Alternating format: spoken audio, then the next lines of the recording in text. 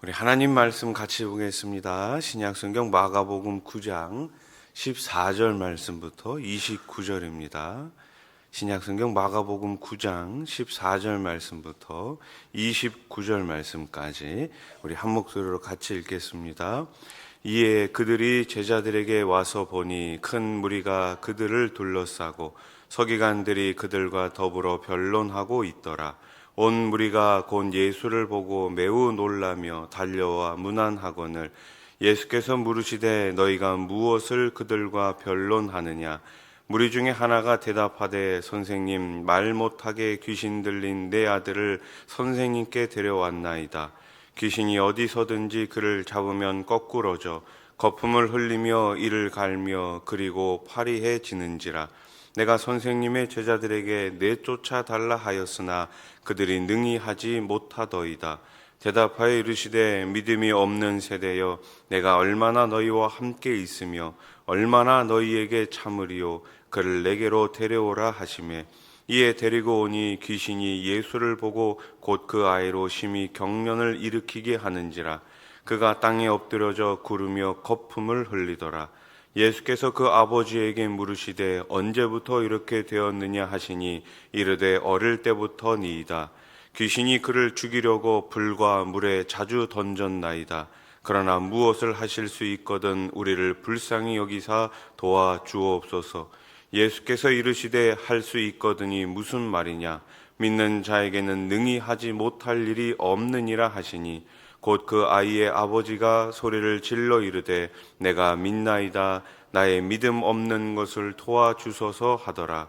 예수께서 무리가 달려와 모이는 것을 보시고 그 더러운 귀신을 꾸짖어 이르시되 말 못하고 못 듣는 귀신아, 내가 내게 명하노니 그 아이에게서 나오고 다시 들어가지 말라 하시매 귀신이 소리 지르며 아이로 심히 경련을 일으키게 하고 나가니 그 아이가 죽은 것 같이 되어 많은 사람이 말하기를 죽었다 하나 예수께서 그 손을 잡아 일으키시니 이에 일어서니라. 집에 들어가심에 제자들이 조용히 묻자오되 우리는 어찌하여 능히 그 귀신을 쫓아내지 못하였나이까. 이르시되 기도 외에 다른 것으로는 이런 종류가 나갈 수 없느니라 하시니라. 아멘. 우리가 신앙생활을 20년을 하고 30년을 해도 때로는 늘 기쁨으로 충만하지 못한 경우가 있습니다. 여기 앞에선 목사 역시 마찬가지지요. 설교를 할 때마다 항상 기뻐하라 이렇게 말하지만 항상 기쁨만으로 살지는 못하는 것 같습니다. 사도 바울은 자신을 점검할 수 있는 리트머스 시험지 같은 것을 그래서 우리들에게 늘 이야기해주고 있습니다. 그것이 무엇입니까? 바로 항상 기뻐하라, 쉬지 말고 기도하라, 범사에 감사하라입니다. 한번 따라해 보십시오. 항상 기뻐하라. 항상 기뻐하고 쉬지 않고 기도하고 범사에 감사하면 근심이 틈탈 일이 없습니다. 간혹 보면은 우리 교회는 그렇게 이런 일들이 많이 있지는 않은데 귀신에 들린 경우가 간혹 있습니다. 귀신에 사로잡혀 있는 분들이 간혹 계시죠. 그러면 귀신에 들리면 어떻게 하면 될까요? 가서 함께 기도하고 귀신아 나와라 이렇게 우리가 명령하면서 예수님의 이름으로 명령하면서 기도하고 예배하면 될까요? 물론 가능합니다. 그런데 가장 중요한 것은 귀신에 사로잡힐 때 귀신에 집중하는 것이 아니라 항상 나에게 기쁨을 가져다 주시는 하나님께 집중해야 됩니다. 귀신에 사로잡혀 있다고 귀신에 얽매여서는 안 됩니다. 하나님께 사로잡혀 있어야 합니다. 다시 말씀드리지만 문제가 찾아왔을 때, 근심이 찾아왔을 때 그것에 매몰되면 안 되는 거예요. 하나님께 집중하시기 바랍니다. 하나님을 기뻐하시기 바랍니다. 그러면 기쁨이 찾아오는 거예요. 왜 나는 이런 일밖에 일어나지 않는가? 왜 나에게는 기쁨보다는 걱정이 찾아오는가? 아니요, 그렇지 않습니다. 걱정이 찾아올 때마다 하나님 주시는 기쁨으로 늘 충만하실 수 있기를 소원합니다. 예수님이 변화산을 내려오신 것은 갈보리산으로 올라가시기 위해서지요. 산 위의 영광과 산 아래의 고통이 너무나 대조적입니다. 본문은 예수님이 산에서 내려오신 이 세상, 우리가 살아가는 세상이 어떤 곳인지를 가르쳐 줍니다. 그리고 이 세상에서 믿음의 사람, 참 제자가 된다는 것이 무엇인지를 설명해 주고 있죠. 예수님이 변화산에서 내려오셨을 때 산 아래 남아있던 제자들이 무리에게 둘러싸여 서기관들과 논쟁을 하고 있었습니다. 자, 오늘 보면 14절을 다시 보세요. 이에 그들이 제자들에게 와서 보니 큰 무리가 그들을 둘러싸고 서기관들이 그들과 더불어 변론하고 있더라. 뭐 하고 있다고요? 변론하고 있다고요. 논쟁하고 있다고요. 서기관들은 예수님과 제자들에 대해 늘 적대적이었습니다. 특히 예수님의 귀신 쫓는 기적과 관련해 심각하게 문제를 제기하기도 했습니다. 아마도 제자들이 귀신을 쫓지 못하는 상황이 그들의 비판에 더욱 힘을 실어 주었을 것입니다. 이처럼 산 아래 세상은 우리가 주님의 제자로 살아가는 것을 늘 방해하고 우리를 넘어뜨리려고 하고 있죠. 그때 한 사람이 예수님께 귀신 들린 자신의 아들을 이 제자들이 고치지 못했다고 말합니다. 이에 예수님은 뭐라고 책망하십니까? 믿음 없는 세대라고 책망하십니다. 19절 말씀, 대답하여 이르시되 믿음이 없는 세대여 내가 얼마나 너희와 함께 있으며 얼마나 너희에게 참으리요 그를 내게로 데려오라 하시매. 아멘. 전에는 귀신을 쫓아냈던 제자들이 이번에는 실패했기 때문입니다. 제자들이 귀신을 쫓아내지 못했던 것이 아니에요. 전에는 귀신을 쫓아냈었습니다. 그런데 지금은 쫓아내지 못하고 있어요. 예수님의 부재 때문이 아니라 과거의 성공에 취해 믿음으로 행하지 않았기 때문입니다. 믿음 없이는 어떠한 능력도 나타나지 못합니다. 작은 믿음이라도 진실한 믿음이라면 주님은 우리를 통해 역사하십니다. 그 작은 믿음을 통해 가지고 일하시는 분이 우리 하나님이신 거예요. 믿음은 그래서 관념이 아니라 관계입니다. 자주 말씀드리지만 우리의 신앙은 어떤 추상적인 것이 아니라 하나님과의 관계예요. 또 믿음은 무엇입니까? 신념이 아니라 신뢰입니다. 맹목적으로 믿는 것이 아니라 그분을 사랑하는 마음으로 의지하는 것이죠. 자녀가 부모님을 믿는 것은 맹목적으로 믿는 것이 아닙니다. 오랜 시간 걸쳐온 신뢰입니다. 아빠에 대한, 엄마에 대한 신뢰이죠. 마찬가지로 우리의 믿음은 하나님을 향한 사랑으로서 신뢰가 그 밑바탕이 되어야 하는 것입니다. 그 믿음으로 우리는 주님 안에서 자라가는 것이죠. 귀신 들린 아이의 아버지는 예수님께 무엇을 하실 수 있거든 이라고 말하며 일말의 기대를 드러냅니다. 이에 예수님은 이 아버지에게 무엇을 요구하십니까? 온전한 믿음을 요구하십니다.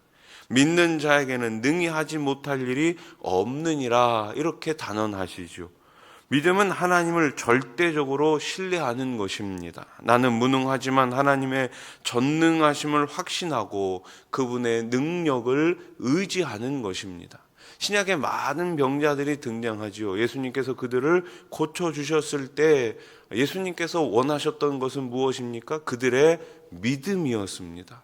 고침을 받을 수 있다는, 주님 앞에 나오면 그 어떠한 질병도 고침받을 수 있다는 그 믿음을 주님께서는 보시고 고쳐주셨던 것 아닙니까? 믿음은 하나님의 역사를 가능하게 하는 통로가 됩니다. 핵심은 문제가 아니라 바로 우리의 믿음입니다.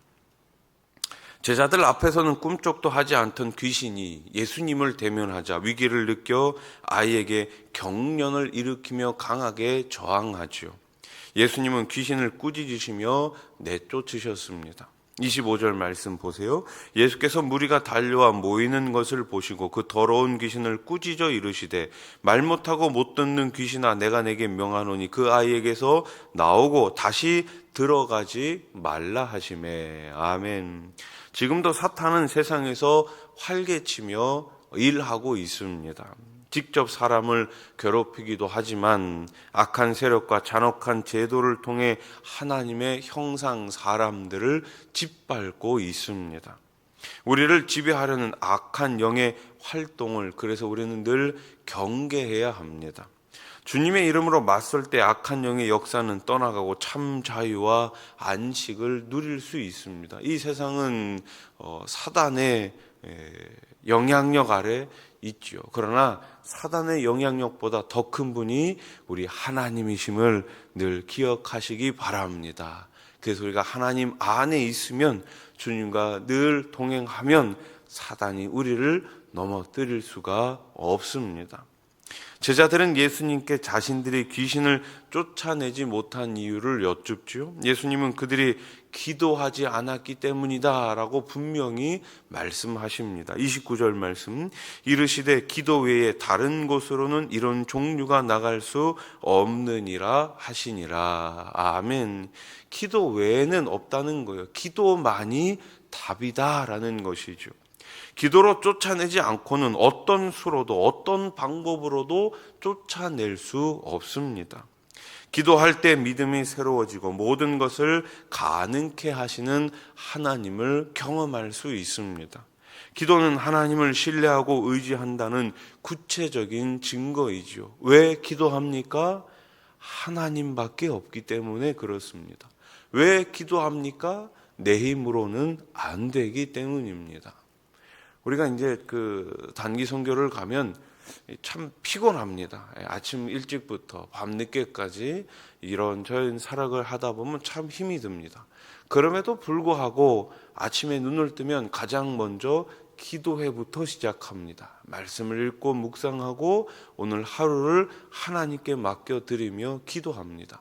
하루를 마칠 때도 마찬가지죠. 온종일 힘이 들지만 피곤하지만 그래도 한자리에 모여 오늘 하루를 하나님의 은혜대로 인도해 주신 것 감사하며 기도하고 하루를 마무리합니다. 찬양 중에 그런 찬양이 있잖아요. 오늘 집을 나서기 전 기도했나요? 여러분, 이 새벽마다 나오신 여러분들이 가장 복된 삶을 살고 계심을 언제든지 기억하시기 바랍니다. 기도로 하루를 시작하시고 기도를 하루로 마무리하시면서 내 삶이 아닌 하나님이 기뻐하시는 삶을 살아가시는 저와 여러분들이 되기를 우리 주님의 이름으로 간절히 축원합니다. 기도드리겠습니다. 하나님 아버지, 기도할 때 우리의 믿음이 새로워지는 줄로 믿습니다. 기도할 때 우리 하나님께서 일하시는 줄로 믿습니다. 우리는 연약합니다. 우리는 부족합니다. 그래서 하나님 없이는 안 됩니다. 그래서 우리는 이 새벽에도 주님 앞에 나와 엎드려 기도합니다. 우리의 문제 가운데, 우리의 근심, 걱정, 염려 가운데 우리 하나님 개입해 주셔서 다 해결해 주실 줄로 믿습니다. 그 믿음 가지고 오늘도 당당하게 살아가는 하나님의 백성들 다 되게 해 주시옵소서. 하나님 아버지, 습관을 따라 우리 주님은 기도하셨습니다. 우리도 습관을 따라 하나님 앞에 나아가 기도할 때에 하늘을 넓게 여시고 기적을 매일매일 보여 주시옵소서. 내일부터 이 청년부 수련회가 시작이 됩니다. 우리 청년들 기억하여 주시고 함께 한자리에 모여 말씀을 나누고 교제를 하며 기도할 때에 우리 하나님께서 우리 청년들에게 큰 비전을 더하여 주시고 우리 하나님 형상대로 살아갈 수 있는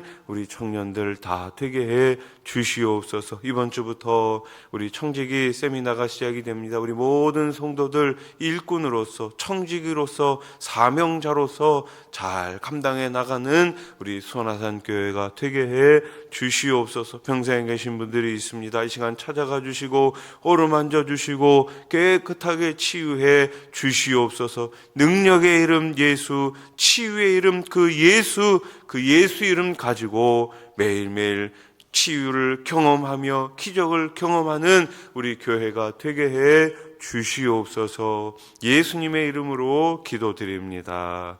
아멘.